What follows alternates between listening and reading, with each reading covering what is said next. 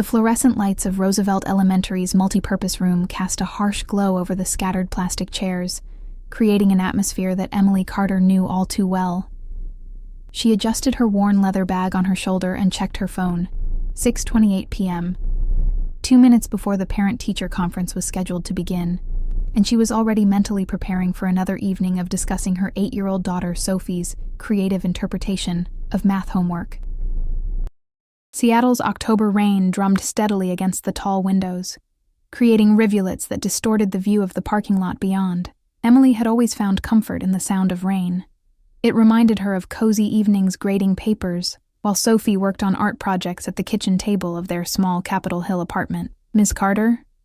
Mrs. Henderson, Sophie's teacher, approached with her characteristic warm smile. "Thank you for coming." Sophie's been doing wonderfully in reading comprehension, though we should discuss her tendency to turn word problems into short stories. Emily couldn't help but smile. "She gets that from me, I'm afraid. Literature runs in our blood." As they settled into the tiny plastic chairs designed for 8-year-olds, Emily noticed the steady stream of parents filtering into the room. The usual suspects were there. The Johnsons with their matching Seattle Seahawks jackets, Mrs. Kim frantically taking notes on her phone, and the new dad who always looked slightly overwhelmed by the whole parenting thing. "Now, about Sophie's creative writing assignment," Mrs. Henderson was saying, but Emily's attention was suddenly pulled toward the door. A woman had just entered, shaking raindrops from an expensive-looking black coat. She moved with the kind of confidence that commanded attention without demanding it.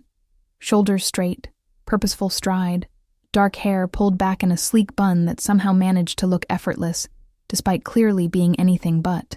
Emily's breath caught in her throat. Even after 19 years, she would recognize that silhouette anywhere. The way Alexandra Reed held her head slightly tilted when she was surveying a room, the unconscious habit of touching her left earring when she was nervous, it was all exactly the same, yet somehow completely different. "Ms. Carter? Are you all right?" Mrs. Henderson's voice seemed to come from very far away. "I'm sorry, Emily forced herself to look back at the teacher, her heart hammering against her ribs. "Could you repeat that?" But her eyes betrayed her, drifting back toward the door where Alex was now speaking with the school secretary.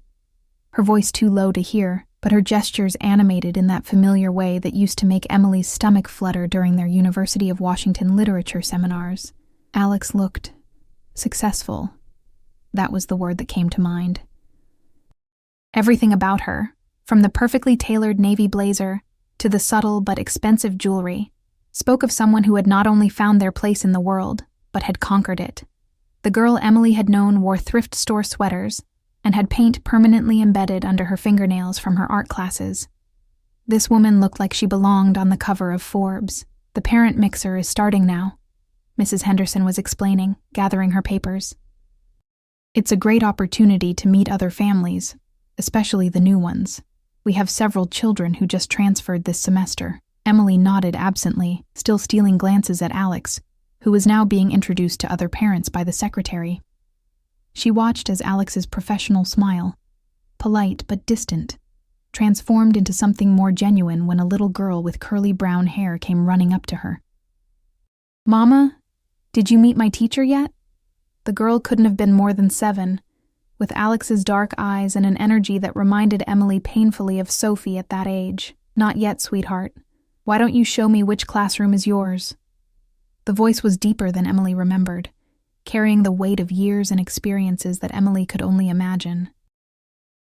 But underneath the professional polish, she could still hear traces of the Alex she had known, the one who used to read poetry aloud in their dorm room, the one who had promised they would travel the world together after graduation.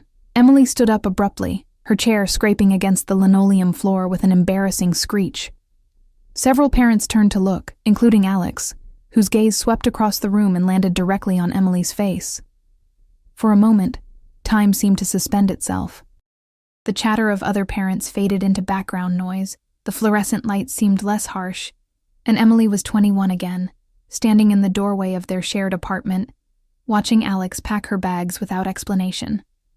Alex's professional composure faltered for just a second, her eyes widening slightly, her hand moving unconsciously to that left earring, before the mask slipped back into place. But Emily had seen it, that flash of recognition, of something that might have been regret. "Emily?" Alex's voice carried across the room, uncertain and soft. "Hello, Alex." Emily's own voice sounded steadier than she felt. "I didn't know you were back in Seattle." The little girl tugged on Alex's blazer. "Mama, who's that?" Alex looked down at her daughter, then back at Emily, and for a moment, Emily saw something vulnerable in her expression. This is an old friend from college, Lily. Emily, this is my daughter. It's nice to meet you, Lily." Emily managed a genuine smile for the child, even as her mind raced. Alex had a daughter. Alex was here, in Sophie's school, which meant, "Sophie Carter, please come to the front desk." The secretary's voice crackled over the intercom. "That's my daughter," Emily said automatically, then felt heat rise in her cheeks at how that sounded. Like she was competing, like she needed to prove something. Alex's eyebrows rose slightly. "Sophie's your daughter? She's in Lily's class.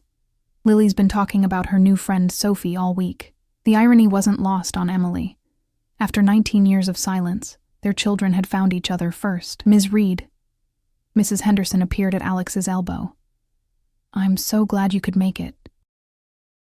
Lily's been adjusting beautifully to our classroom. Would you like to see some of her work?" "Of course." Alex's professional smile returned, but Emily caught her stealing a glance back as Mrs. Henderson led her away. Emily stood frozen in the middle of the multi-purpose room, parents flowing around her like water around a stone. Sophie appeared at her side, chattering about something that had happened at recess, but Emily's attention was entirely focused on Alex's retreating figure. 19 years. 19 years of wondering what had happened, of creating elaborate scenarios in her mind to explain why the woman she had planned to spend her life with had simply vanished one Tuesday morning in March, leaving only a note that said she was sorry and that Emily deserved better.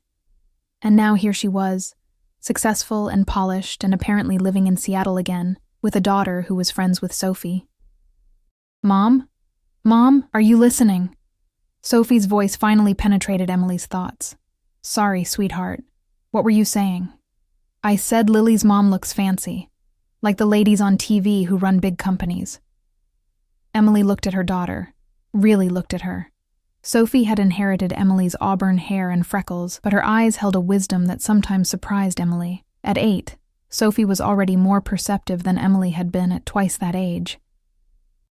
"She does look successful," Emily agreed carefully. "Are you going to talk to her? Lily says her mom doesn't know many people here yet. Maybe you could be friends again." If only it were that simple, Emily thought. If only 19 years of hurt and unanswered questions could be solved by playground diplomacy. "We'll see, Soph. Come on, let's go look at your art project." But as they walked toward the display of student artwork, Emily couldn't resist one more glance back. Alex was standing in front of Lily's desk, listening intently as Mrs. Henderson explained something, but her posture was tense in a way that Emily recognized. Alex was overwhelmed, trying to process too much information at once while maintaining her professional facade. Some things, Emily realized, never changed. The rain continued to fall against the windows, and Emily wondered if this was the universe's idea of a cosmic joke. Bringing Alex back into her life on a night when the weather perfectly matched the storm of emotions brewing in her chest. As parents began to filter out of the building, Emily found herself moving slowly, hoping to avoid another encounter while simultaneously hoping for one. But Alex and Lily had already left, leaving only the faint scent of expensive perfume and the echo of a voice that had haunted Emily's dreams for nearly 2 decades. Walking to her car through the Seattle drizzle, Emily pulled out her phone and stared at the blank text message screen. She still had Alex's number memorized, had never been able to forget it, despite changing her own number twice over the years in an attempt to move on. But what would she say? "Hi, it's Emily. Funny running into you at our daughter's school after you broke my heart and disappeared without explanation 19 years ago. Coffee sometime?" She put the phone away and started the engine. Sophie chattering in the back seat about her new friend Lily and how Lily's mom had the prettiest earrings she'd ever seen. As they drove through the familiar streets of Capitol Hill, Emily caught herself taking the long way home, past the coffee shop, where she and Alex used to study. Past the bookstore where they had spent countless Saturday afternoons. Past the apartment building where they had lived together for one perfect, impossible year. Seattle looked different in the rain at night. Softer somehow, more forgiving. But Emily knew that some things couldn't be softened by weather or time. Some wounds ran too deep, and some questions had been left unanswered for too long. Still, as she tucked Sophie into bed that night and listened to her daughter's excited plans for playing with Lily tomorrow, Emily couldn't shake the feeling that something fundamental had shifted in her carefully ordered world. Change was coming, whether she was ready for it or not. The next morning dawned gray and drizzly, typical for Seattle in October. Emily stood in front of her bathroom mirror, applying concealer under her eyes, and wondering why she was taking extra care with her appearance. It wasn't like she was planning to see Alex again. Roosevelt Elementary was a big school, and the chances of running into her during drop-off were minimal. She chose a soft blue sweater that Sophie always said brought out her eyes, then immediately changed into a more practical cardigan. Then back to the blue sweater. By the time she settled on a simple black dress with a denim jacket, Sophie was already waiting by the door with her backpack and lunchbox. "Mom, we're going to be late," Sophie announced with the authority of someone who had never actually been responsible for getting anywhere on time. "Coming, sweetheart."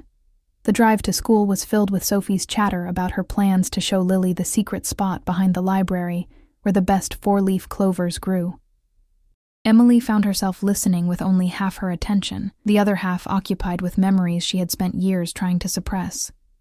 Alex laughing as they got caught in a sudden downpour outside the University District Farmers Market. Alex reading aloud from Virginia Woolf, while Emily graded freshman composition papers.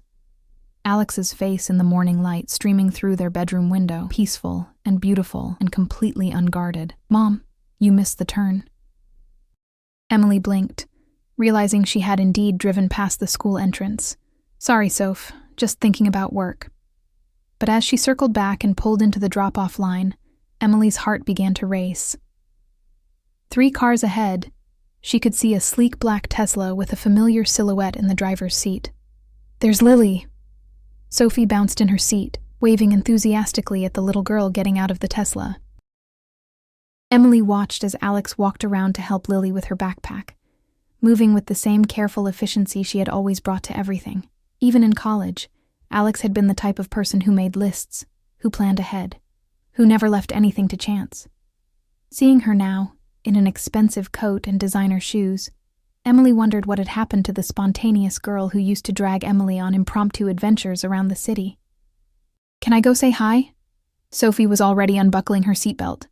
"Of course. But remember, stay where you can see me, don't talk to strangers, and meet you at the usual spot after school," Sophie recited, already opening the car door. Emily watched her daughter run toward Lily, the two girls immediately falling into animated conversation. Alex looked up from organizing Lily's backpack and caught sight of Emily through the windshield. For a moment, neither of them moved. Then Alex said something to Lily, who nodded and ran toward the school entrance with Sophie. Alex straightened her shoulders and walked toward Emily's car. Emily's hands tightened on the steering wheel. She could drive away. The line was moving, and she had every excuse to leave. But something kept her foot firmly on the brake as Alex approached her window. "Emily." Alex's voice was carefully neutral. Could we talk? Maybe after drop-off?" Emily's mouth felt dry. "I have to get to work." "I know. Alex glanced toward the school, where their daughters had disappeared through the front doors. "This is complicated, isn't it? That's one word for it." Alex's professional composure cracked slightly. "There's a coffee shop on Pine Street. Victrola. Do you know it?" Emily almost laughed. Of course Alex would suggest Victrola. It was 3 blocks from their old apartment, the place where they used to go every Sunday morning to read the paper and plan their week. Either Alex had forgotten, or she was being deliberately cruel. "I know it," Emily said quietly. "Could you meet me there? In an hour? I know you don't owe me anything, but..." Alex's hand moved to her left earring, that old nervous habit. "Our daughters are friends. We should probably figure out how to handle this." Emily wanted to say no. Every rational part of her brain was screaming that this was a terrible idea. that she had spent too many years building a life without Alex to risk tearing it down now. But looking at Alex's face, older now, more lined, but still achingly familiar, Emily found herself nodding. 1 hour, she agreed. Alex's relief was visible. Thank you. The line moved forward, and Emily drove away without looking back. But in her rearview mirror, she could see Alex standing in the parking lot watching her go. An hour later, Emily sat in her car outside Victrola Coffee Roasters, trying to work up the courage to go inside.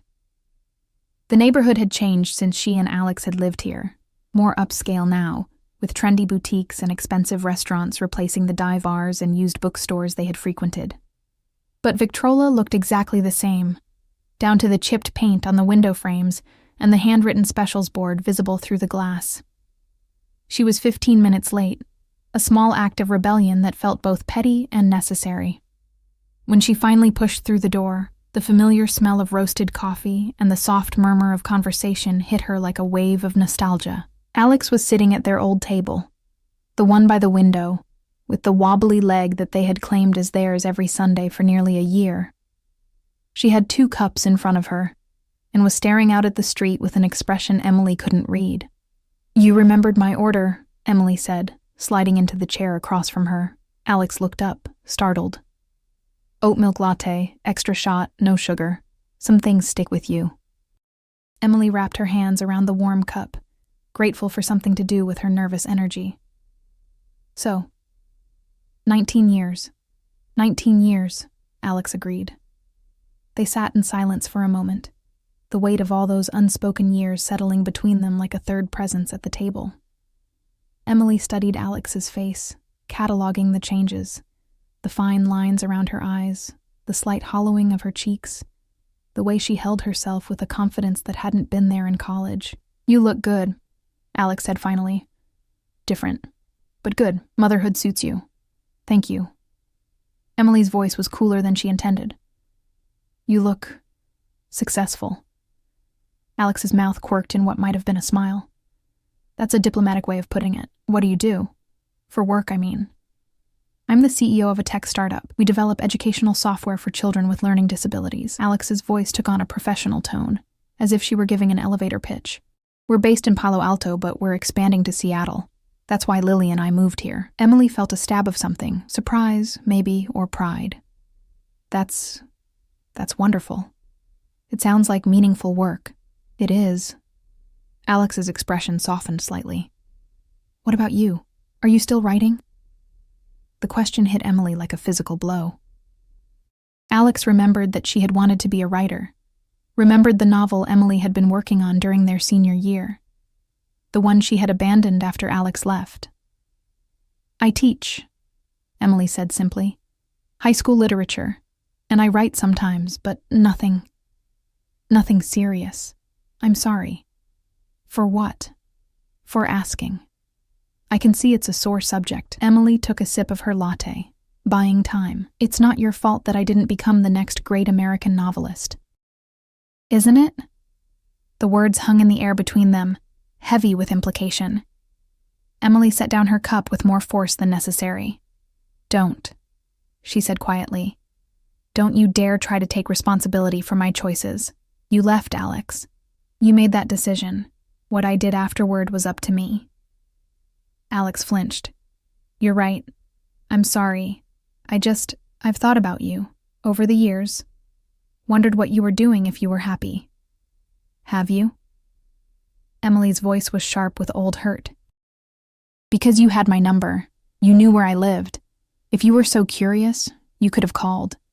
I wanted to. God, Emily, you have no idea how many times I picked up the phone. But I thought you were better off without me. That wasn't your decision to make. Alex was quiet for a long moment, staring down at her hands. When she looked up, her eyes were bright with unshed tears. You're right. It wasn't. And I'm sorry. I'm so sorry for leaving the way I did, for not explaining, for just disappearing. It was cowardly and cruel, and you deserve so much better. Emily felt her carefully constructed walls beginning to crack. This was what she had wanted to hear for 19 years. But now that the words were finally being spoken, they felt inadequate somehow, too little. Too late. Why? She asked. Why did you leave? Alex was quiet for so long that Emily thought she might not answer. When she finally spoke, her voice was barely above a whisper. I was scared. We were so young, and what we had was so intense, so all-consuming. I felt like I was losing myself in it, in you. And then my parents found out about us, and they threatened to cut me off, to disown me if I didn't come to my senses. I panicked. Emily stared at her. Your parents? But they loved me. They invited me to Thanksgiving, to your cousin's wedding. They loved you as my friend. When they realized we were more than that, Alex shook her head. My father said some things that I can't repeat. And my mother, she just cried. She said she had failed as a parent, that she didn't know where she had gone wrong. So you chose them over me. I chose the easy path over the right one. I was 21 and terrified and completely dependent on them financially. I told myself I was protecting you, that you deserved someone who could love you openly, without shame or fear. But really, I was just protecting myself. Emily felt tears burning behind her eyes. You could have told me. We could have figured it out together. I know that now. But at the time, I thought a clean break would be easier for both of us. I thought if I just disappeared, you would hate me and move on. I did hate you, Emily said quietly, for a long time. But I never moved on. Not really. Alex's breath caught. Emily. I need to know something. Emily leaned forward, her voice intense. Lily's father. Are you married? Alex shook her head. No, I was briefly about 10 years ago.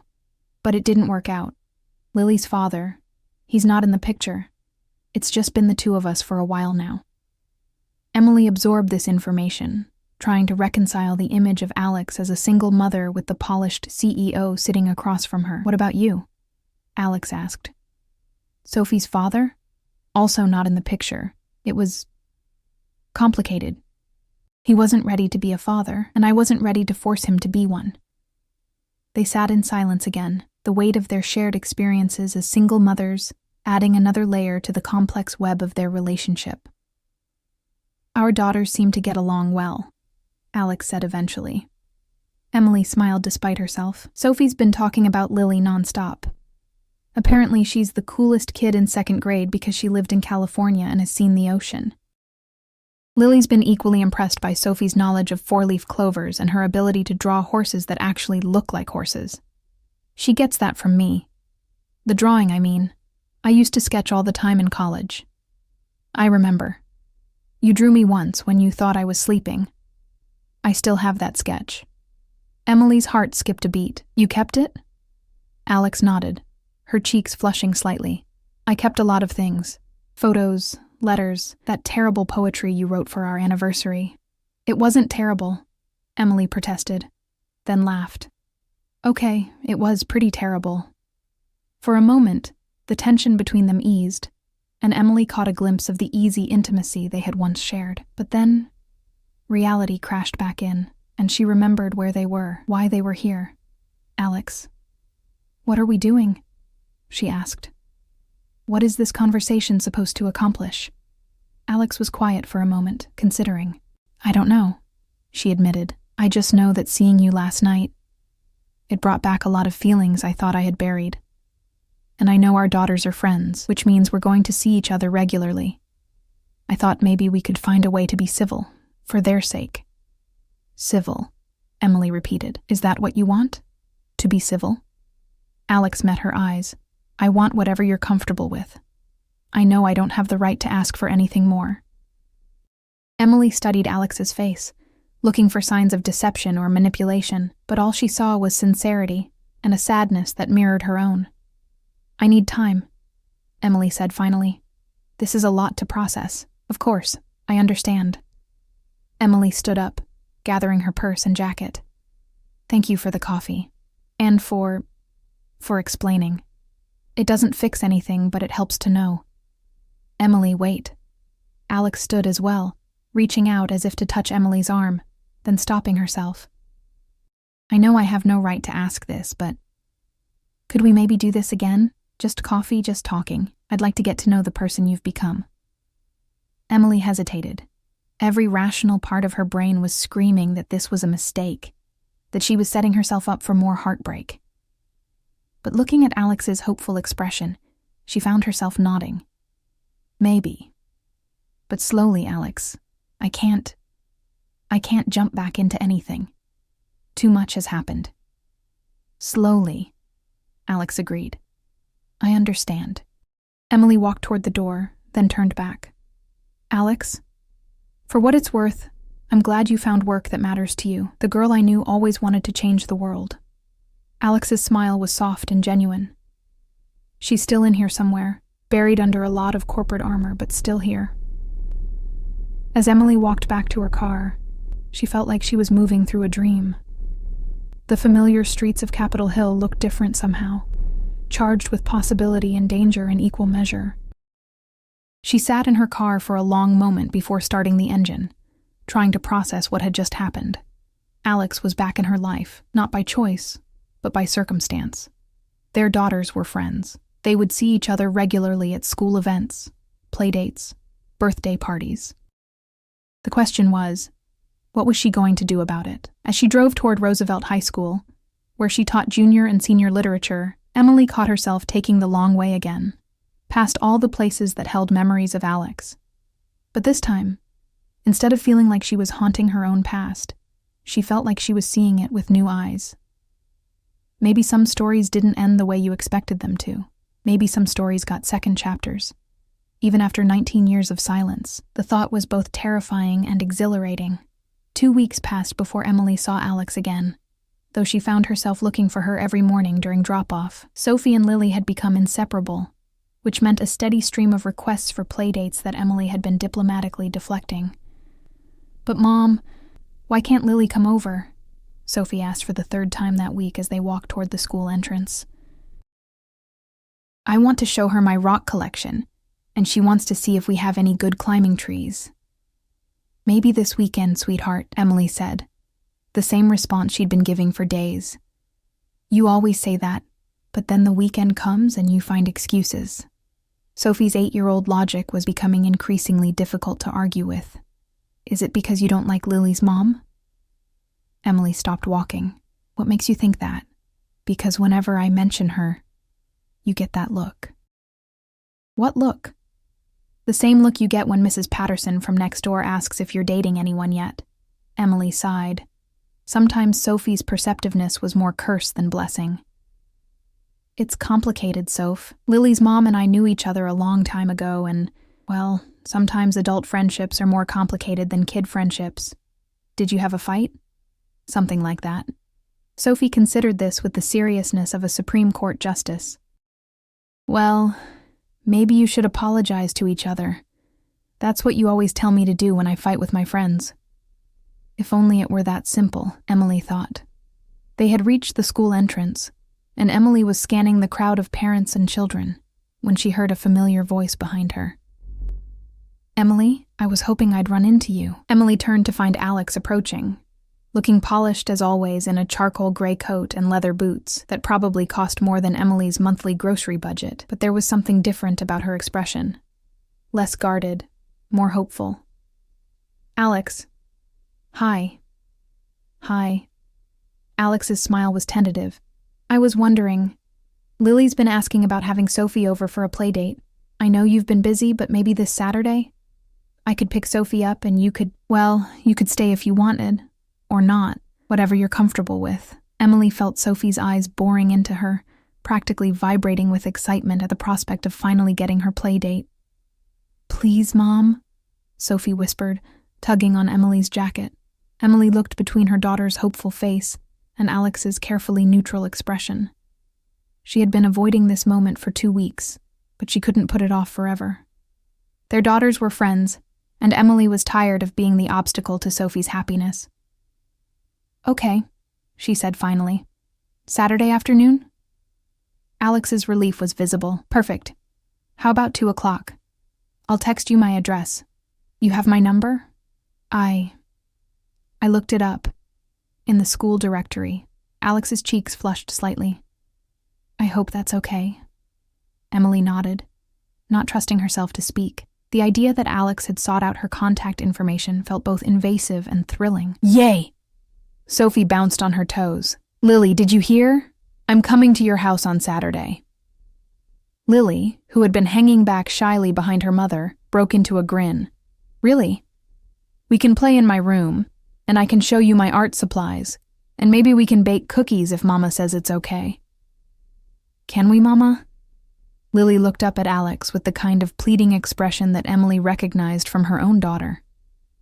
We'll see, Alex said, but her tone suggested the answer was yes. The school bell rang, and the girls ran off together, already deep in planning their Saturday adventure.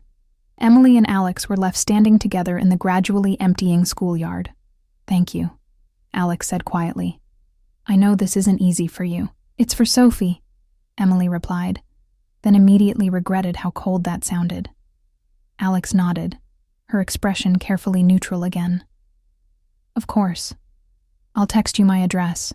As Alex walked away, Emily felt a familiar twist of regret in her stomach. She seemed to be incapable of having a normal conversation with Alex, without either being defensive or accidentally cruel. 19 years of hurt didn't just disappear because they'd had one honest conversation over coffee. That evening, Emily's phone buzzed with a text from an unknown number. Hi, it's Alex. My address is 1247 E Highland, Dr. Saturday at 2. Let me know if you need anything else. Emily stared at the message for a long time before responding. Thanks. Sophie's excited. A few minutes later, another message appeared. I'm excited too. It'll be nice to have some life in the house. Emily started to type a response several times, then deleted each attempt. What was she supposed to say to that? That she was nervous? That she had been thinking about Alex constantly for 2 weeks? That she had driven past Highland Drive 3 times just to see what kind of neighborhood Alex lived in? In the end, she didn't respond at all. Saturday arrived gray and drizzly, typical Seattle weather that matched Emily's mood perfectly. She had changed clothes 3 times before settling on dark jeans and a soft green sweater, casual but not sloppy, attractive but not like she was trying too hard. Sophie, meanwhile, had been ready since breakfast, her backpack packed with treasures to show Lily, her favorite books, her rock collection, and a friendship bracelet she had made during craft time at school. Do you think Lily will like my rocks? Sophie asked for the 4th time as they drove through the tree-lined streets of the Montlake neighborhood. I'm sure she will, sweetheart. Emily had looked up Alex's address on Google Maps and had been surprised to discover that she lived in one of Seattle's most expensive neighborhoods. The houses here were large and elegant, with manicured gardens and views of Lake Washington. It was a far cry from the cramped apartment they had shared in Capitol Hill. 1247. E Highland Drive turned out to be a beautiful craftsman-style house with a wraparound porch and large windows that looked out over the lake. Emily sat in her car for a moment, taking it in. This was the kind of house she had dreamed of owning someday, the kind of place where she could have a proper writing room, and Sophie could have friends over without Emily worrying about the neighbors complaining about noise. Mom, are we going in? Sophie was already unbuckling her seatbelt. Of course. Sorry, I was just admiring the house. They walked up the stone path together, Sophie practically bouncing with excitement. Before Emily could ring the doorbell, the front door opened to reveal Lily in paint-splattered overalls and a huge grin. Sophie, come see my room, I have a loft bed and everything. The girls disappeared up a staircase that Emily could see through the open door, leaving her standing on the porch alone. A moment later, Alex appeared, wearing jeans and a soft blue sweater that made her eyes look almost gray. Sorry about that, Alex said, stepping aside to let Emily in. Lily's been planning this playdate all week. I think she has every activity mapped out to the minute. Emily stepped into the foyer and tried not to gawk. The house was beautiful, all warm wood and natural light, with carefully chosen furniture that managed to look both expensive and comfortable. Original hardwood floors gleamed under Persian rugs, and the walls were decorated with what looked like original artwork. Your house is beautiful, Emily said, meaning it. Thank you. It's probably too big for just the 2 of us, but Lily fell in love with that loft bed, and I fell in love with the view. Alex gestured toward the large windows that looked out over the lake. Can I get you something to drink? Coffee? Tea? Wine? Coffee would be great. Emily followed Alex through a living room that looked like something out of Architectural Digest, and into a kitchen that was clearly the heart of the home. It was large and airy, with a big island in the center and French doors that opened onto a deck overlooking the garden. "This is incredible," Emily said, running her hand along the marble countertop. "I spend most of my time in here," Alex admitted, starting the coffee maker. "The rest of the house is beautiful, but it's a bit formal for everyday life. Lily and I eat breakfast at this island every morning and do homework here in the afternoons." Emily could picture it. Alex in her business attire, reviewing emails on her laptop while Lily worked on math problems, the morning light streaming through those French doors. It was such a domestic image, so different from the Alex she had known in college, who had lived on takeout and coffee, and had never owned a piece of furniture that wasn't secondhand. "How do you like being back in Seattle?" Emily asked, settling onto one of the bar stools at the island. "It's good." "Different from what I remember, but good. The tech scene here is incredible, and it's nice to be somewhere with actual seasons again. Lily loves the rain, which I never expected. Most kids here do. It's the California kids who complain about it." Alex smiled. "She's definitely not a California kid anymore. She's already asking if we can go hiking in the mountains this summer. Sophie would love that. She's been begging me to take her camping, but I'm not exactly the outdoorsy type. You used to be. Remember that weekend we went to Olympic National Park? You were the one who insisted we hike to that waterfall, even though it was pouring rain." Emily did remember. They had been soaked to the skin and laughing hysterically by the time they reached the falls, and they had spent the night in their tent, listening to the rain on the fabric and talking about their dreams for the future. "That was a long time ago," Emily said quietly. "Not that long. 20 years isn't a lifetime." "It is when you're 39. Alex was quiet for a moment, pouring coffee into 2 mugs. "Do you ever think about what would have happened if I hadn't left?" The question hung in the air between them, loaded with possibility and regret. Emily accepted her coffee mug, grateful for something to do with her hands. "I used to," she admitted. "For years, I used to imagine different scenarios. What if you had stayed? What if we had gotten married? What if we had traveled the world together like we planned? And now? Now I try not to think about it. It's not healthy to live in the past." Alex nodded, but Emily could see the disappointment in her expression. "What about you?" Emily asked. "Do you think about it?" "All the time," Alex said quietly. "Especially since Lily was born. I look at her, and I think about what kind of mother you would have been, what our children would have looked like together." Emily's breath caught. "Alex, I'm sorry. I know I don't have the right to say things like that. But seeing you again, being in the same room with you, it's bringing back a lot of feelings I thought I had dealt with." Before Emily could respond, the sound of footsteps thundering down the stairs announced the return of their daughters. "Mom, you have to see Lily's room!" Sophie burst into the kitchen, her cheeks flushed with excitement. "She has a reading nook with actual cushions and a desk where she does art projects and the coolest nightlight that projects stars on the ceiling." "It sounds amazing," Emily said, grateful for the interruption. "Can we make cookies now?" Lily asked, looking between her mother and Emily. "I told Sophie we could make the ones with chocolate chips and sea salt." "Of course," Alex said, moving toward the pantry. "Emily, would you like to help? Or you're welcome to relax in the living room if you prefer." Emily looked at the hopeful faces of both girls and found herself nodding. "I'd love to help." The next hour passed in a blur of flour and laughter. Alex moved around her kitchen with easy confidence, measuring ingredients and directing the girls in their mixing duties. Emily found herself falling into the rhythm of it, helping Sophie crack eggs and laughing when Lily got flour in her hair.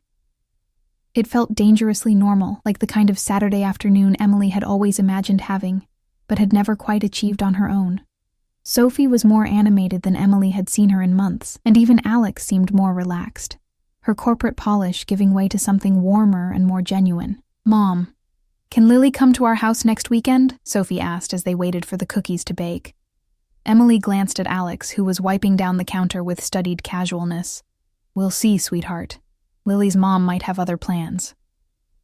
"Actually," Alex said, not looking up from her cleaning, "I don't have any plans next weekend. If you're comfortable with it, I'd love to see your place. Lily's been curious about Sophie's rock collection." Emily felt trapped between her daughter's hopeful expression and her own conflicted feelings. But looking at Sophie's face, she knew she couldn't say no. "Okay," she said finally. "Next Saturday. But our place is much smaller than this, and less elegant."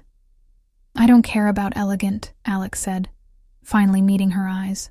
"I care about spending time with you. Both of you." The timer for the cookies went off, breaking the moment, but Emily could feel the weight of Alex's words settling in her chest. This was happening, whether she was ready for it or not. Alex was back in her life, and Emily was going to have to figure out how to deal with the feelings that were surfacing, despite her best efforts to keep them buried. As they packed up cookies for Sophie to take home and made plans for the following weekend, Emily caught herself watching Alex with their daughters. She was a good mother, patient and attentive, firm when necessary but warm and affectionate. It was easy to imagine her reading bedtime stories and helping with homework, easy to picture the life she had built for herself and Lily. It was also easy to imagine what might have been if things had been different 19 years ago. As they said their goodbyes on the front porch, Alex touched Emily's arm gently. "Thank you for today," she said quietly. "It meant a lot to me, to both of us."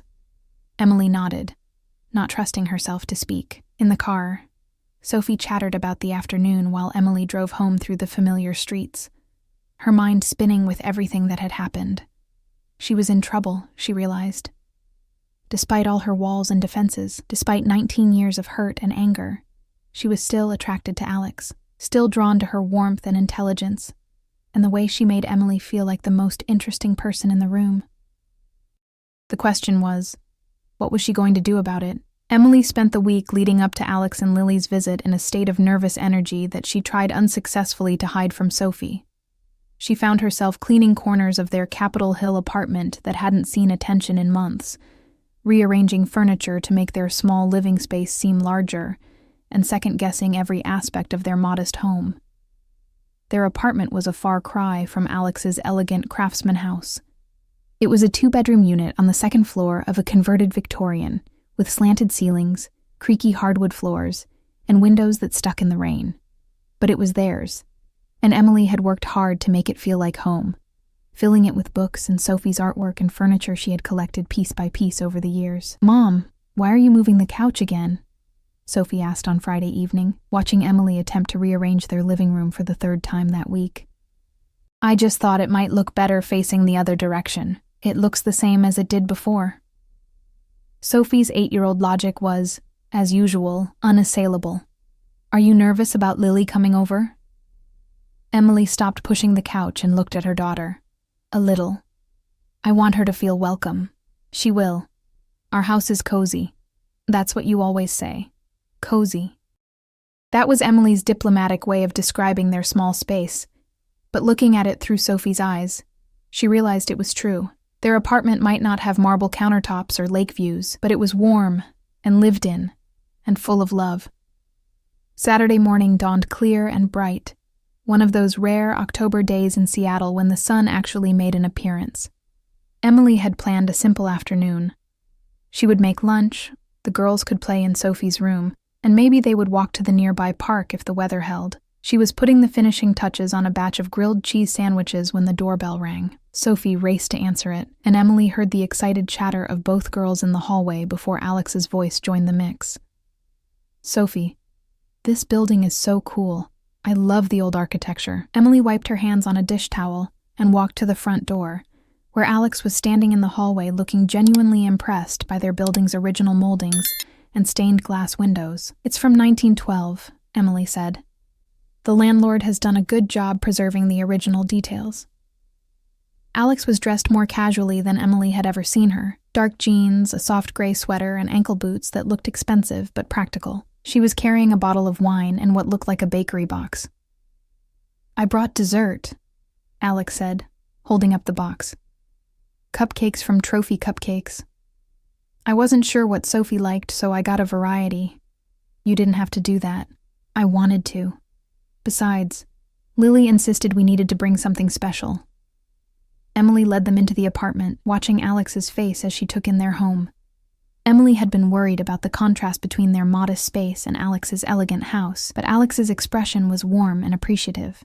"This is lovely," Alex said, looking around the living room with its mismatched furniture and walls lined with overflowing bookshelves. "It feels like a real home." "As opposed to your fake home?" Emily asked, then immediately regretted the defensive tone. Alex's smile was rueful. "As opposed to my magazine-perfect home that sometimes feels more like a showroom than a place where people actually live. This feels lived in, loved. It's beautiful." Emily felt some of her tension ease. "Thank you. Can I get you something to drink? I have coffee, tea, or..." She gestured toward the wine Alex had brought. "We could open that." "It's barely noon." Alex laughed. "But coffee sounds perfect." While Emily made coffee, the girls disappeared into Sophie's room, and she could hear them exclaiming over Sophie's rock collection and art supplies. Alex wandered around the living room, examining the books on Emily's shelves. "You still have our copy of The Bell Jar," Alex said, pulling a worn paperback from the shelf. Emily looked over from the kitchen. "I have a lot of books from college, but this one?" Alex opened the cover, and Emily knew what she would find there. Their names written together in Alex's careful handwriting, along with the date they had bought it at a used bookstore in the University District. "I should have given it back to you," Emily said quietly. "I'm glad you didn't." Alex closed the book and returned it to the shelf. "I like knowing it's here, with you." Emily busied herself with the coffee, trying to ignore the way Alex's words made her feel. This was exactly what she had been afraid of. The easy intimacy, the way Alex could say something simple and make it feel loaded with meaning. "Lunch is ready," she called, grateful for the distraction. They ate at Emily's small dining table, which she had set with her good dishes and cloth napkins in an attempt to make the meal feel special. The girls chattered about school and friends, and Alex asked Sophie about her favorite subjects and hobbies with genuine interest. "Sophie's an excellent writer," Emily said when Sophie mentioned her creative writing class. "She gets that from, well, she's naturally gifted." Emily had been about to say, "She gets that from me," but caught herself. She didn't want to sound like she was taking credit for Sophie's talents, especially not in front of Alex, who knew about Emily's own abandoned writing dreams. "I'd love to read some of your stories sometime," Alex said to Sophie. "If you're comfortable sharing them." Sophie beamed. "Really? I'm working on one about a girl who finds a magic door in her school library. But it's not finished yet." "The best stories are never really finished," Alex said. "They just reach a good stopping point." After lunch, the girls went back to Sophie's room to play, and Emily and Alex found themselves alone in the living room with their coffee. Emily curled up in her favorite armchair while Alex sat on the couch, and for a moment it felt almost normal, like they were just two friends catching up. "Sophie's wonderful," Alex said. "She's so creative and thoughtful. You've done an amazing job raising her." "Thank you. It hasn't always been easy doing it alone, but she makes it worth it. I know what you mean. Lily's been the best thing in my life. But there are definitely moments when I wonder if I'm doing everything wrong." Emily studied Alex's face. "You seem like you have it all figured out. The successful career, the beautiful house, the perfect life." Alex laughed, but there was no humor in it. "Perfect? Emily, I work 60-hour weeks and travel constantly. I have a nanny who spends more time with Lily than I do some weeks. I live in a house that's too big and too quiet. And I haven't had a meaningful relationship in years because I'm too scared to let anyone get close enough to hurt me again." The honesty in Alex's voice caught Emily off guard. "I'm sorry. I didn't mean to assume." "No, it's okay. I know how it looks from the outside. And I am grateful for what I have, truly. But success isn't the same thing as happiness." Emily was quiet for a moment, processing this. "Are you happy?" "I'm getting there. Moving back to Seattle, being closer to family, having Lily in a good school, it's been good for both of us, and seeing you again." Alex paused, seeming to choose her words carefully. "It's made me realize how much I've been just going through the motions." "Alex, I know. I know I don't have the right to say things like that, but I can't help how I feel." Emily set down her coffee cup and looked directly at Alex. "How do you feel?" Alex met her gaze. "Like I've been holding my breath for 19 years, and I'm finally remembering how to breathe again." The words hung in the air between them, heavy with implication. Emily felt her carefully constructed walls beginning to crumble, and she wasn't sure if she was terrified or relieved. "This is complicated," Emily said finally. "I know. We have children to think about. We can't just—" "I know. And I'm not the same person I was 19 years ago. I've been hurt, Alex. Not just by you, but by other people, other relationships that didn't work out. I'm more careful now, more guarded. I understand. And I'm not asking for anything you're not ready to give. I needed you to know how I feel." Emily was quiet for a long moment, listening to the sound of their daughters playing in the next room. Sophie was explaining something about rock formations, her voice animated and happy, and Emily could hear Lily asking questions with genuine curiosity. "They're good together," Emily said. "They are. Lily hasn't had many close friends. We moved around a lot when she was younger, and she's always been a bit shy. But with Sophie, she just opens up. Sophie's the same way. She's friendly with the other kids at school, but she doesn't have many close friends. It's nice to see her so excited about someone. Maybe we could arrange more play dates, regular ones, I mean, if you're comfortable with that." Emily looked at Alex, trying to read her expression. "Just for the girls?" "For the girls," Alex agreed. "And maybe for us too. I'd like to be friends again, Emily, if that's possible." Friends. The word felt both safe and inadequate. Emily wasn't sure if friendship was possible with someone who had once been the love of her life, someone who still made her heart race with a single look, but maybe it was a place to start. "Okay," she said finally. "Friends." Alex's smile was soft and genuine. Friends. The rest of the afternoon passed peacefully. They walked to the nearby park, where the girls played on the swings, while Emily and Alex sat on a bench and talked about safe topics: work, Seattle, their daughters' schools. But underneath the casual conversation, Emily was acutely aware of Alex's presence beside her, the way she laughed at Sophie's jokes, the way she looked at Emily when she thought Emily wasn't paying attention. As the afternoon wore on, Emily found herself relaxing in a way she hadn't in years. There was something about being with Alex that felt like coming home, even after all this time. It was dangerous, she knew. But it was also intoxicating. When it was time for Alex and Lily to leave, the girls made elaborate plans for their next play date, and Alex promised to text Emily about scheduling. "Thank you for today," Alex said as they stood in the hallway outside Emily's apartment. "It was perfect." "It was nice," Emily agreed. "Really nice." Alex hesitated for a moment, then leaned forward and kissed Emily's cheek, a brief, soft touch that sent electricity through Emily's entire body. "I'll talk to you soon," Alex said, then followed Lily down the stairs. Emily stood in her doorway for a long moment after they left, her hand unconsciously touching the spot where Alex's lips had touched her cheek. The simple gesture had felt both innocent and loaded with meaning, a reminder of the intimacy they had once shared and a promise of what might be possible again. "Mom, I had the best day ever," Sophie announced, bouncing into the living room. "Lily is so cool, and she said I can come to her house again next weekend if it's okay with you." "We'll see, sweetheart," Emily said, though she was already mentally rearranging her schedule to make it work. That night, after Sophie was asleep, Emily sat in her living room with a glass of wine and tried to process everything that had happened. Alex was back in her life, and despite all her reservations, Emily couldn't deny that she wanted her there. The question was, what did she want from this renewed connection? Her phone buzzed with a text message. "Thank you again for today. Lily hasn't stopped talking about Sophie's rock collection. Same time next weekend at my place?" Emily stared at the message for a long time before responding. Sophie would love that. "And Alex?" "Today was really nice." The response came quickly. It was. "Sleep well, Emily." Emily set her phone aside and finished her wine, watching the lights of the city twinkle outside her window. For the first time in years, she felt like she was standing at the edge of something new, something that could change everything. It was terrifying and exhilarating in equal measure.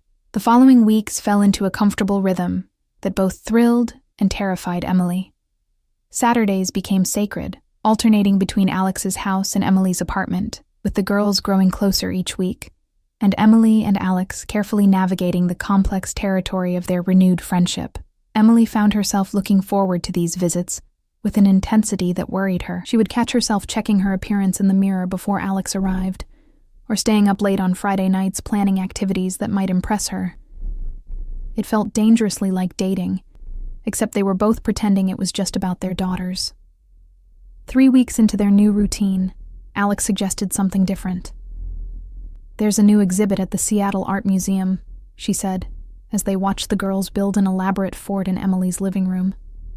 "Contemporary women artists. I thought maybe we could take the girls this Saturday, make a day of it." Emily looked up from her grading. "That sounds nice." Sophie loves art museums, though she tends to have very strong opinions about what she likes and doesn't like. Lily's the same way. She spent 20 minutes at the Fry Museum last month explaining to me why one particular painting was trying too hard to be sad. Emily laughed. Sophie once told a docent at the Henry Art Gallery that a sculpture looked like angry spaghetti. I wanted to disappear into the floor. I would have paid to see that. They were sitting on Emily's couch, closer than strictly necessary, and Emily was acutely aware of the warmth radiating from Alex's body. Over the past few weeks, they had been gradually moving closer to each other, literally and figuratively. Casual touches had become more frequent. Alex's hand on Emily's shoulder when she laughed, Emily's fingers brushing Alex's when they reached for the same thing, moments of contact that felt both accidental and deliberate. "Mom, can we have hot chocolate?" Sophie called from inside the fort. "It's almost dinner time, sweetheart." "Please." "Lily's never had your hot chocolate with the little marshmallows." Emily looked at Alex, who shrugged. "I'm not opposed to spoiling them a little." "Fine. But just small cups." As Emily moved to the kitchen, Alex followed, leaning against the counter while Emily heated milk on the stove. "You're a good mother," Alex said quietly. "Sophie's lucky to have you. Thank you. You're pretty amazing with Lily, too. She adores you. I worry sometimes that I'm not enough for her, that she needs more stability, more normalcy." Emily turned to face her. "Alex, you're raising a confident, creative, kind little girl. Whatever you're doing, it's working." Alex was quiet for a moment, then said, "I never thought I'd be a single mother. When I was younger, I always imagined doing it with someone, having a partner to share the load. Life rarely goes according to plan. No, it doesn't." Alex's eyes met Emily's. "Do you ever think about having more children?" The question caught Emily off guard. "Sometimes. But it would have to be with the right person. And I haven't. I mean, dating as a single mother is complicated." "Have you? Dated much, I mean?" Emily busied herself with adding cocoa powder to the milk. "Some. Nothing serious. What about you?" "A few relationships over the years, but nothing that lasted. I think I've been comparing everyone to..." Alex stopped herself. "To what?" "To a memory that was probably better than reality." Emily's heart skipped a beat. She knew Alex was talking about their relationship, about the idealized version of their love that they had both been carrying for 19 years. "Maybe the memory is better than reality," Emily said carefully. "Maybe we were just kids who didn't know what we were doing." Alex moved closer, close enough that Emily could smell her perfume, something expensive and subtle that suited her perfectly. "Maybe," Alex said. "Or maybe we were just too young to fight for what we had." Emily's hand stilled on the whisk. "Alex, I know we're supposed to be taking this slow, being friends. But Emily, I can't pretend that's all I want." Emily turned to face her fully, and suddenly they were standing very close enough that Emily could see the flecks of gold in Alex's brown eyes. "What do you want?" Emily asked, her voice barely above a whisper. "I want to kiss you," Alex said honestly. "I want to hold your hand and take you on proper dates and wake up next to you on Sunday mornings. I want to build something real with you, something that includes our daughters and our complicated histories and all the ways we've changed." Emily's breath caught. "Alex, but I also want whatever you're willing to give me. If friendship is all you can handle right now, I'll take it. If you need more time, I'll wait. I just needed you to know where I stand." Emily stared at her, her heart pounding so hard she was sure Alex could hear it. Every rational part of her brain was screaming warnings that this was too fast, too risky, too likely to end in heartbreak. But looking at Alex's face, seeing the vulnerability and hope there, Emily felt her carefully constructed walls finally crumble completely. "I want that too," she whispered. Alex's eyes widened. "You do?" "I'm terrified, and I think we're probably making a huge mistake, but yes, I want that too." Alex stepped closer, raising her hand to cup Emily's cheek. "Can I kiss you?" Emily nodded, not trusting herself to speak. Alex's lips were soft and warm, and the kiss was gentle, tentative, like they were both afraid the other might disappear. But as Emily kissed her back, 19 years of longing and regret and love that had never really died poured into that single moment of connection. When they finally broke apart, both of them were breathing hard. "Wow," Alex said softly. "Yeah, wow." They stood there for a moment, foreheads touching, trying to process what had just happened. "Mom, is the hot chocolate ready?" Sophie's voice from the living room broke the spell. Emily stepped back, her cheeks flushed. "Coming, sweetheart." She turned back to the stove, trying to compose herself, while Alex leaned against the counter with a slightly dazed expression. "So," Alex said quietly. "What happens now?" Emily poured hot chocolate into 4 mugs, her hands surprisingly steady. "Now we take this one day at a time. We figure out how to do this without confusing the girls or rushing into something we're not ready for. And we see where it goes." Emily met her eyes. "And we see where it goes."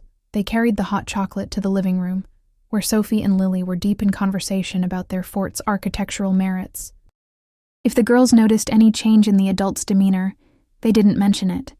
But as they sat together on the couch, Emily was acutely aware of Alex beside her, of the way their knees touched when they shifted position, of the way Alex's fingers brushed hers when they both reached for their mugs. Everything had changed in the space of a single kiss, and Emily wasn't sure if she was more excited or terrified about what came next. Later that evening, after Alex and Lily had gone home and Sophie was in bed, Emily sat in her living room replaying the kiss over and over in her mind. Her lips still tingled from the contact, and she could still smell Alex's perfume on her sweater. Her phone buzzed with a text. "I can't stop thinking about today, about you. Is it too soon to say I'm falling for you all over again?" Emily stared at the message for a long time before responding. "Probably. But I'm falling too. Good. Sleep well, beautiful." Emily set her phone aside and touched her lips, smiling despite herself. She was in trouble. Deep, complicated, wonderful trouble. But for the first time in years, she felt like she was exactly where she was supposed to be. The next morning brought reality crashing back. Emily woke up with a mixture of euphoria and panic, wondering if she had made a terrible mistake. What if things didn't work out? What if they hurt each other again? What if their daughters got caught in the crossfire? But when Alex texted that morning asking if she wanted to grab coffee while the girls were at their respective activities, Emily found herself saying yes without hesitation. They met at a small cafe in Fremont, away from their usual haunts, and Emily felt nervous in a way she hadn't since high school. Alex looked beautiful in a simple black dress and leather jacket, and when she smiled at Emily across the table, Emily felt her doubts begin to fade. "How are you feeling about yesterday?" Alex asked, getting straight to the point in the way Emily remembered.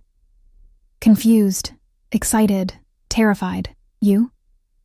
"All of the above." Alex reached across the table and took Emily's hand, but mostly hopeful. Emily looked down at their joined hands, Alex's fingers long and elegant, her own shorter and ink-stained from grading papers. They fit together perfectly, just like they always had. "I need you to know something," Emily said. "I'm not the same person I was 19 years ago. I'm more cautious now, more protective of myself and Sophie. If we do this, if we really try again, I need to know that you're not going to disappear when things get difficult." Alex's grip on her hand tightened. "I'm not going anywhere, Emily. I know I don't have the right to ask you to trust me after what I did before, but I'm not that scared 21-year-old anymore. I know what I want, and I want you. What about your work? Your life in California? I told you, we're expanding to Seattle. I'm planning to make this my primary base of operations. Lily loves it here, and Alex paused. I want to build a life here, with you, if you'll have me. Emily felt tears prick at her eyes. Alex. I love you, Alex said quietly.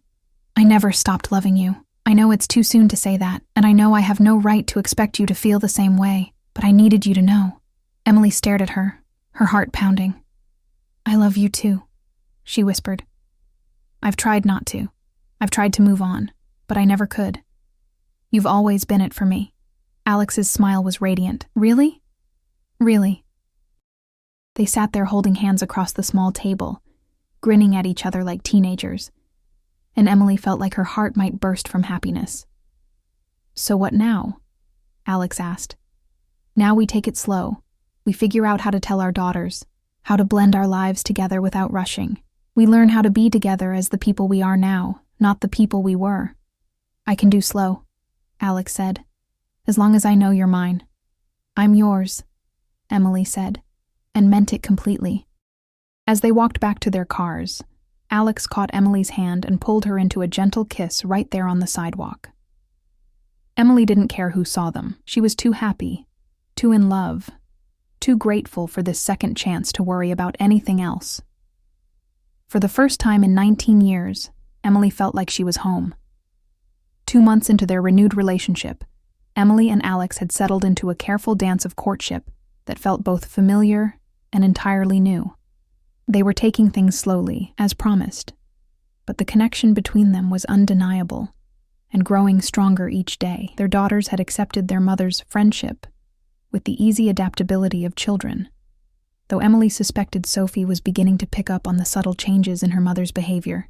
Emily found herself humming while she cooked dinner, spending extra time on her appearance and checking her phone more frequently for Alex's messages. It was a crisp December morning when Alex suggested they take the girls Christmas tree shopping together. There's a tree farm in Snoqualmie that Lily's been wanting to visit, Alex said, as they sat in Emily's kitchen, sharing coffee while the girls played in Sophie's room.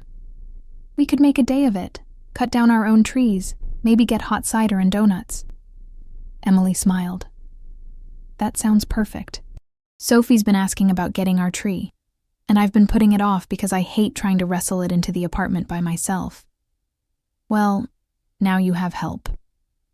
Alex reached across the table and squeezed Emily's hand. I like the idea of starting new traditions together. The word together sent a warm flutter through Emily's chest. Over the past 2 months, they had been carefully building something new while honoring the history between them. They had gone on actual dates, dinner at quiet restaurants, walks around Green Lake, a concert at Benaroya Hall, always careful to arrange childcare and keep their romantic relationship separate from their daughter's friendship. But moments like this, sitting in Emily's kitchen on a Saturday morning, felt like the most natural thing in the world. There's something I want to talk to you about, Alex said, her tone becoming more serious. Emily felt a familiar flutter of anxiety. What is it? Nothing bad, Alex said quickly, reading Emily's expression. At least, I hope you won't think it's bad. It's about Christmas. Okay. My parents want to meet you. And Sophie. Emily's coffee cup froze halfway to her lips. Your parents? The same ones who made me choose between them and you 19 years ago. Yes, Alex's voice was steady, but Emily could see the tension in her shoulders. They've changed, Emily. A lot. And they know about us, about what happened before, and about what's happening now. Emily set down her coffee cup carefully. You told them about us? I told them I was in love with you again, and that I was hoping to build a life with you and Sophie. I told them that if they wanted to be part of Lily's life, and mine, they needed to accept that. And what did they say? Alex was quiet for a moment. My mother cried, but not the way she did before. She cried because she was ashamed of how they had treated you, how they had treated me. She said she spent 19 years regretting the things she said, the way she made me feel like I had to choose. Emily felt her throat tighten. And your father? He's trying. It's harder for him, but he's trying. He asked me to tell you that he's sorry, and that he hopes you'll give them a chance to make things right. Emily stood up and walked to the window, looking out at the gray Seattle morning. Alex's parents had been like family to her once. She had spent holidays at their house, had called Alex's mother for advice about everything from cooking to college applications. Their rejection had been almost as devastating as losing Alex herself. "I don't know if I'm ready for that," Emily said quietly. Alex came up behind her, not touching but close enough that Emily could feel her warmth. "I understand. And there's no pressure. But they're flying in for Christmas. And they specifically asked if they could meet Sophie. They want to know their granddaughter's... Well, they want to know the little girl who's become so important to Lily." Emily turned to face her. "Granddaughter?" Alex's cheeks flushed. "I know we haven't talked about the future in concrete terms, but Emily, I want Sophie to be part of my family. I want us to be a family officially. Someday, when you're ready." Emily's heart skipped a beat. "Alex, I'm not proposing," Alex said quickly. "Not yet, but I want you to know that's where my head is, where my heart is.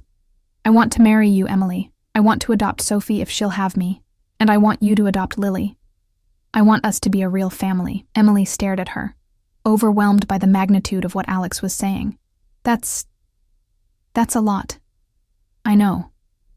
And I'm not asking for an answer now. I'm just asking you to think about it, and maybe, if you're willing, to consider meeting my parents. They want to apologize, Emily. They want to try to make amends." Emily was quiet for a long moment, processing everything Alex had said. The idea of marrying Alex, of officially blending their families, was both thrilling and terrifying. And the thought of facing Alex's parents again brought back a flood of painful memories. But looking at Alex's hopeful, vulnerable expression, Emily found herself nodding. "Okay," she said. "I'll meet them. But Alex, if they say anything hurtful to Sophie, they won't. I promise you, they won't. And if they do, we leave immediately." Emily took a deep breath. "Okay, when? Christmas Eve? They're staying at my house, and I thought maybe you and Sophie could come for dinner. Nothing formal, just family." Family. The word hung in the air between them, loaded with possibility and promise. "I'll talk to Sophie about it," Emily said. "But Alex, I need you to understand something. Sophie is my priority, always. If this relationship doesn't work out, if we hurt each other again, she's the one who will suffer for it. I can't let that happen." Alex stepped closer, taking Emily's hands in hers. "I understand, and I promise you, I will never do anything to hurt Sophie. She's already like a daughter to me, Emily. I love her almost as much as I love you." Emily felt tears prick at her eyes. "Really? Really? She's smart and funny and creative, and she makes you happy, which makes me happy. I want to be part of her life, Emily. I want to be part of both your lives, for the long haul." Emily leaned forward and kissed Alex softly, pouring all her love and hope and fear into the contact. When they broke apart, both of them were smiling. "So," Alex said. "Christmas tree shopping?" "Christmas tree shopping," Emily agreed. The drive to Snoqualmie was filled with Christmas music and the girls' excited chatter about decorations and presents. Emily found herself relaxing as they left the city behind, the familiar rhythm of family road trips soothing her nerves. The tree farm was picture-perfect, rolling hills covered with evergreens, families wandering the rows with saws and sleds, the smell of pine and wood smoke in the air. Sophie and Lily ran ahead, examining trees with the serious concentration of art critics. "This one's too skinny," Sophie announced, moving on to the next prospect. "This one's too fat," Lily added, shaking her head disapprovingly. Emily and Alex followed behind, holding hands and laughing at their daughter's exacting standards. "They're going to make us look at every tree on the farm," Emily said. "I don't mind. This is nice." Alex squeezed her hand. "I've missed this. Family traditions, holiday excitement. Lily and I usually just pick up a tree from the lot down the street. Well, now you have us to make it more complicated." "I like complicated. At least I like this kind of complicated." They eventually found 2 trees that met the girls' approval, a 6-foot noble fir for Emily's apartment and a larger Douglas fir for Alex's house. As they watched the farm workers net their trees and load them onto Alex's car, Emily felt a sense of contentment she hadn't experienced in years. "Mom," Sophie said, tugging on Emily's jacket. "Can we decorate both trees? Like, can we help Lily with hers and she can help us with ours?" Emily looked at Alex, who nodded. "I think that sounds like a wonderful idea. And can we make cookies for both houses? And hot chocolate? And can we watch Christmas movies together?" "Sophie, slow down," Emily laughed. "But yes, we can do all of those things." As they drove back to the city, Emily found herself thinking about Alex's proposal to meet her parents, about the possibility of marriage and adoption, and officially blending their families. It was scary, but it was also exciting in a way that surprised her. For so long, she had been focused on just getting by, on providing for Sophie, and building a stable life for the two of them. She hadn't allowed herself to dream about love, about partnership, about the kind of family she had always wanted. But sitting in Alex's car, listening to their daughters plan their Christmas celebrations, Emily felt like those dreams might actually be possible. That evening, as they decorated Emily's tree with Sophie's collection of handmade ornaments and Lily's careful artistic eye, Alex pulled Emily aside. "I have something for you," she said, reaching into her purse. "Alex, we said no presents until Christmas." "It's not a Christmas present, it's just something I wanted you to have." Alex handed her a small wrapped package, and Emily opened it to find a delicate silver necklace with a small pendant, a tiny book with E&A engraved on the cover. "Alex, it's beautiful." "I had it made. The book represents all the stories we've shared, all the ones we're going to write together, and the initials. Well, I hope someday they'll be the same initial." Emily looked up at her, understanding. "You want me to take your name? I want us to choose a name together. Reed Carter, Carter Reed, something that belongs to all of us. But only if you want to. Only if you'll have me." Emily felt tears spilling down her cheeks. "Alex, I know it's too soon for a real proposal, but I wanted you to know how serious I am about this, about us. I want to spend the rest of my life with you, Emily. I want to grow old with you and raise our daughters together and build something beautiful." Emily threw her arms around Alex's neck, holding her tight. "Yes," she whispered. "Yes to all of it. Yes to meeting your parents. Yes to the future. Yes to everything." Alex pulled back to look at her. "Really? Really?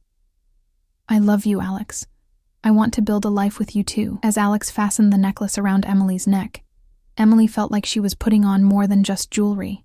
She was putting on a promise, a commitment to the future they were building together. Later that night, after Alex and Lily had gone home and Sophie was asleep, Emily sat in her living room looking at their newly decorated tree. The lights twinkled softly in the darkness, and she could smell the pine scent that would fill her apartment for the next few weeks. Her phone buzzed with a text from Alex. "Thank you for today, for saying yes, for giving us a chance. I love you." Emily smiled and typed back, "I love you too. Sweet dreams." As she got ready for bed, Emily caught sight of herself in the bathroom mirror.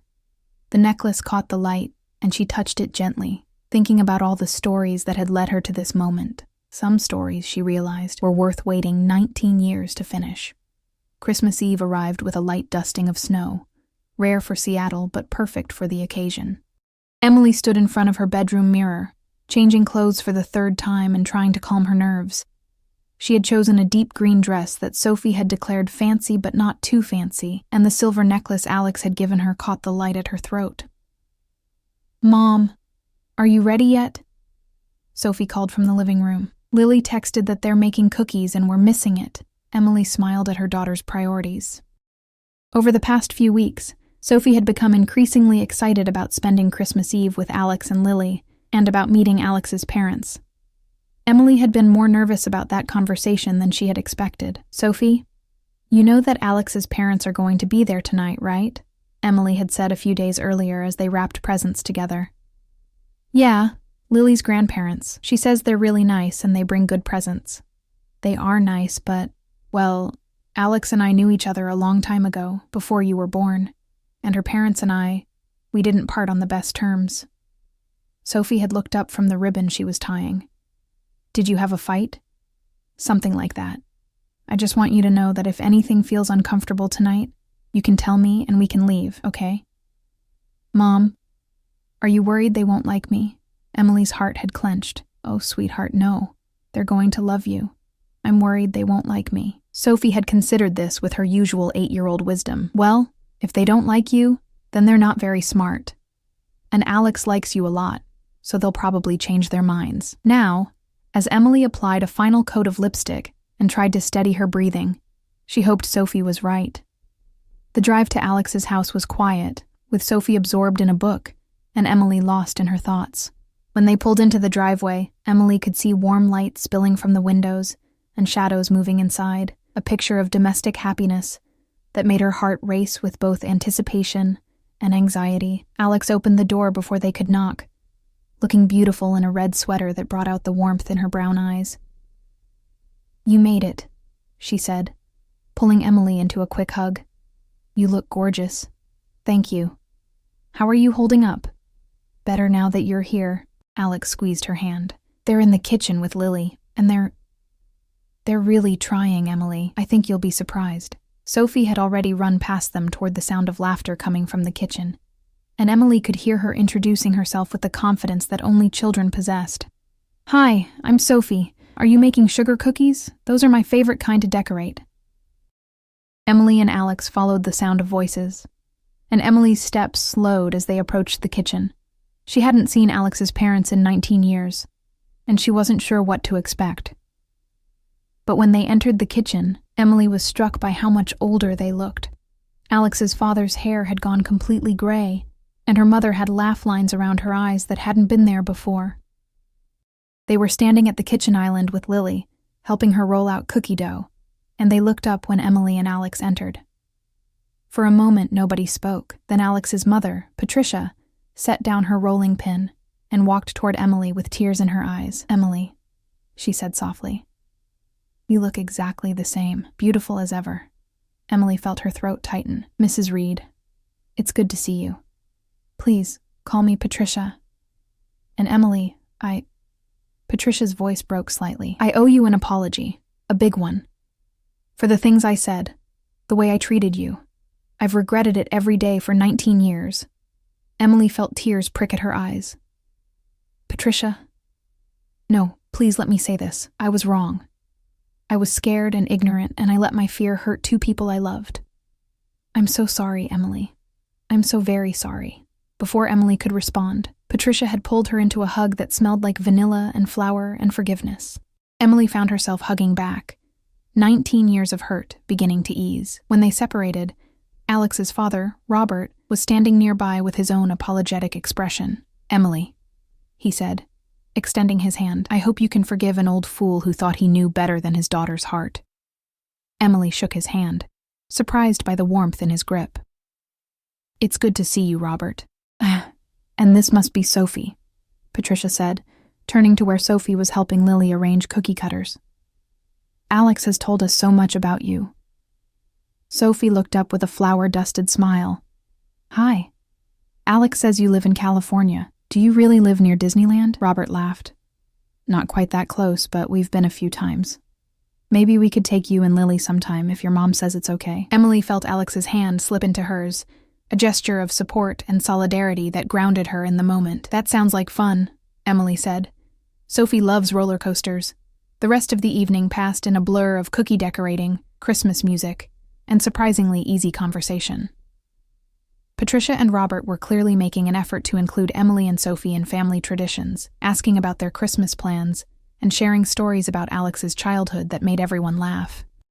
"Alex was the most serious little girl," Patricia said, as they sat around the dining table eating dinner. "She used to make lists for Santa, complete with footnotes explaining why each gift was necessary." "I was being thorough," Alex protested, but she was smiling.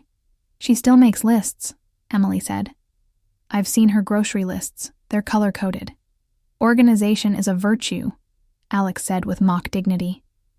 "It's one of the things I love about you," Emily said without thinking, then felt her cheeks flush as she realized what she had said in front of Alex's parents. But Patricia just smiled. "It's wonderful to see you two together again. You can see how happy you make each other." After dinner, they moved to the living room to exchange gifts. Emily had been nervous about this part.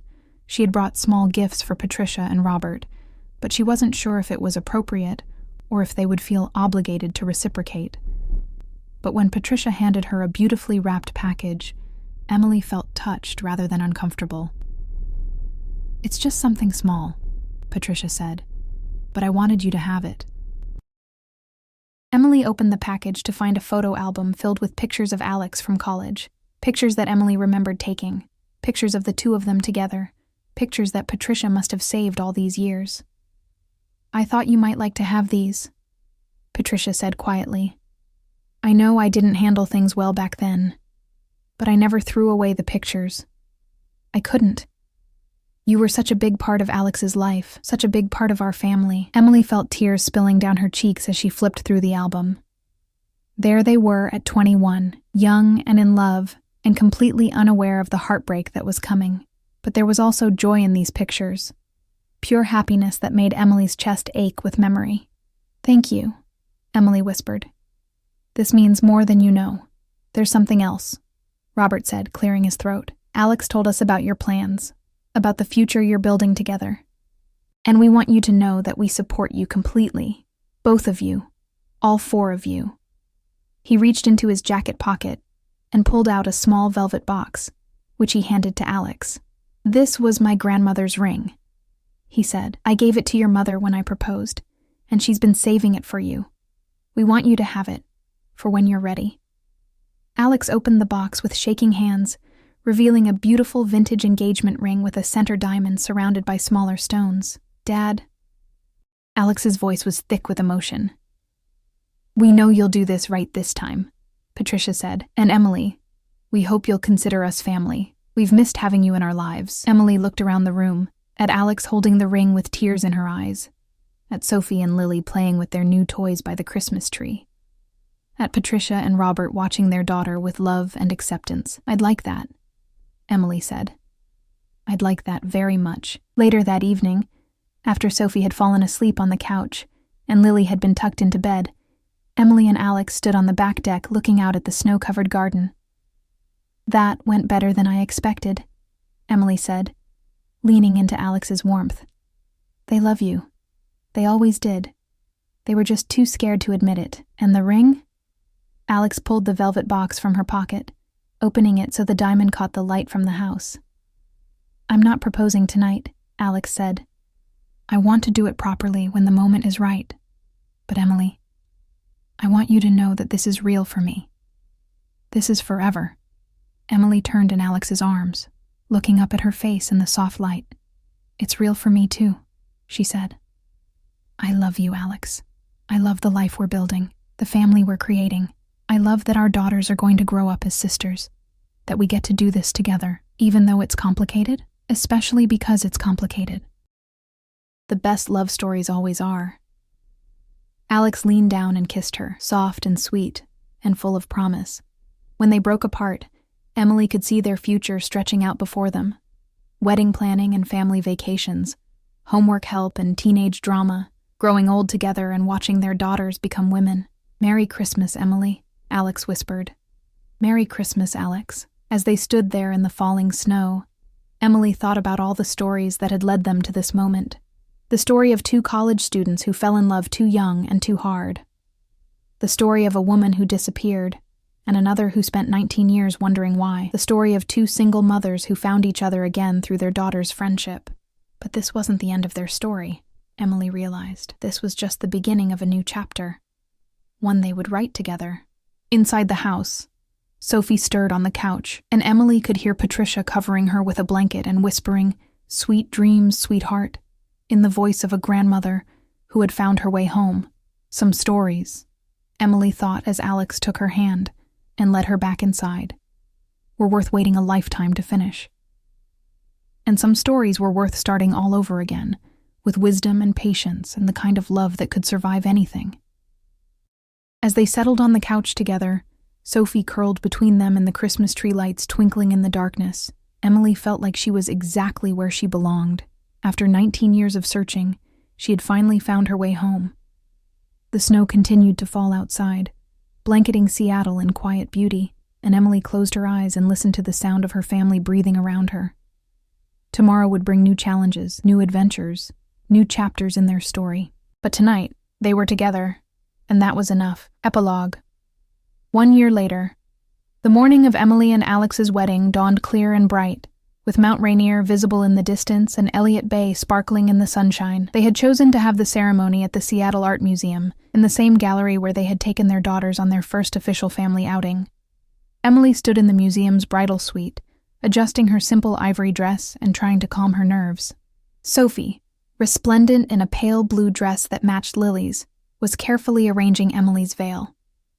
"You look beautiful, Mom," Sophie said seriously. "Like a princess, but not the kind that needs rescuing." Emily laughed. "Thank you, sweetheart. That's exactly the kind of princess I want to be." There was a knock on the door, and Patricia peeked her head in. "Are you ready, dear? Alex is getting antsy, and I think she might pace a hole in the floor if we don't start soon." Emily took a deep breath and nodded. "I'm ready." The ceremony was small and intimate. Just family and close friends gathered in the gallery surrounded by beautiful art. As Emily walked down the aisle with Sophie by her side, she saw Alex waiting for her at the altar with Lily, both of them glowing with happiness. Alex looked stunning in a charcoal gray suit that brought out her eyes. And when she saw Emily, her face lit up with a smile that made Emily's heart skip a beat. "You're beautiful," Alex whispered as Emily reached her side. "So are you," Emily whispered back. The ceremony was officiated by their friend Sarah, a literature professor from Emily's school who had known them both in college and had been thrilled to learn about their reunion. "Emily and Alex," Sarah began, "your love story is one of second chances, of patience, of the kind of love that endures even when it seems impossible. You've shown us that some stories are worth waiting for, and that the best endings are often new beginnings." As they exchanged vows, Emily felt like her heart might burst with happiness. Alex promised to love her and Sophie as a family, to support Emily's dreams and encourage her writing, to be a partner in all things. Emily promised to trust in their love, to build a future together that honored their past while embracing their future. When they exchanged rings, Alex's grandmother's ring for Emily, and a matching band for Alex, Sophie and Lily stepped forward to present them with a surprise. "We wrote our own vows, too," Sophie announced, "for our new family." Lily nodded seriously. "We promise to be the best sisters ever, and to help you guys when you're being silly about grown-up stuff. And we promise to always tell you when you're being too mushy," Sophie added, making everyone laugh. "And we promise to love each other forever and ever, even when we fight about who gets the last cookie," Lily finished. There wasn't a dry eye in the gallery as the four of them came together for a family hug, officially becoming the Reed Carter family. The reception was held in the museum's garden, with twinkling lights strung between the trees and tables set with simple white flowers. As Emily and Alex had their first dance to "At Last" by Etta James, Emily felt like the song had been written for them. "No regrets?" Alex asked as they swayed together. "None," Emily said firmly. "This is exactly where I'm supposed to be. Even though it took us 19 years to get here, especially because it took us 19 years. We needed to become the people we are now to make this work." As the evening wore on, Emily found herself stealing quiet moments to watch their families mingling together.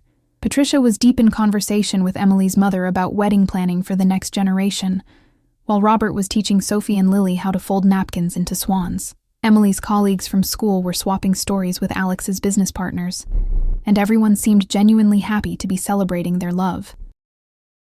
"Penny for your thoughts," Alex said, appearing at Emily's side with 2 glasses of champagne. "Just thinking about how perfect this is, how right it feels." "It does feel right, doesn't it? Like we're finally where we're supposed to be." Emily clinked her glass against Alex's. "To second chances, to new beginnings, to love that endures, to our family." As they drank their champagne and watched their daughters dancing together on the makeshift dance floor, Emily felt a deep sense of contentment settle over her.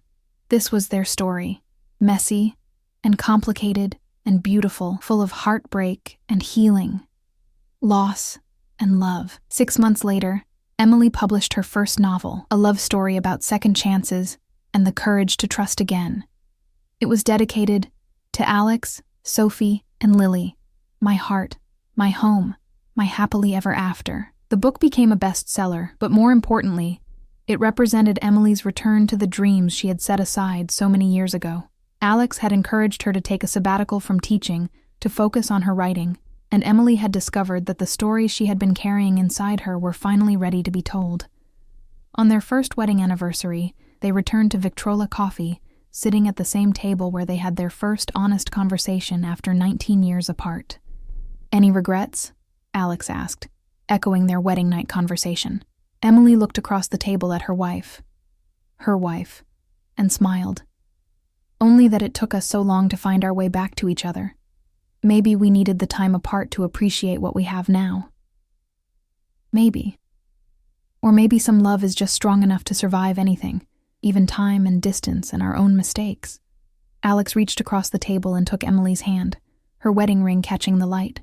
"I love you, Emily Reed Carter." "I love you too, Alex Reed Carter." Outside, Seattle bustled with its usual energy. But inside the coffee shop, time seemed to slow down.